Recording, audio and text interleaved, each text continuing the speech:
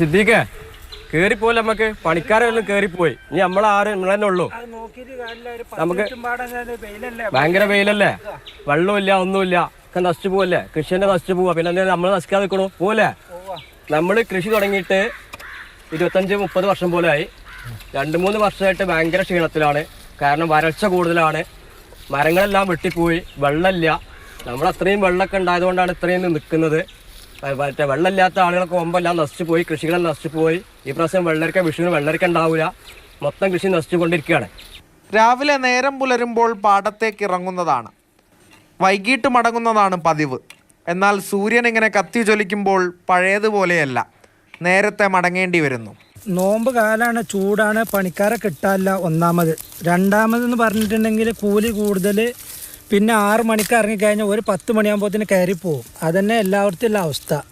കൂടുതൽ നമ്മൾ പറഞ്ഞിട്ട് പണിക്കാരാണോ വേറുള്ളവരൊന്നും കിട്ടാനില്ല. ഒന്നാമത് പണിക്കാർ ഒരേ സമയം വരൂല. ഇന്ന് വന്നവനെ നാളെ കിട്ടാനില്ല. അതാണ് സ്ഥിതി. സമയം ക്രമീകരിച്ചൊക്കെ ചൂടിനോട് പൊരുതുന്നു. പക്ഷേ അപ്പോഴും വിളകൾ കരിഞ്ഞുണങ്ങുന്നത് സാമ്പത്തികമായും പ്രതിസന്ധിയിലാക്കുന്നു. ഭയങ്കര ചൂട് കൊണ്ടൊക്കെ പണിക്കാർ കയറി പോണത്. ഏറ്റവും കൂടുതൽ ചൂട് 2-3 വർഷമായിട്ട് തുടങ്ങിക്കൊണ്ടിരിക്കുക. വരുമാനം ആകെ ഇടിഞ്ഞു.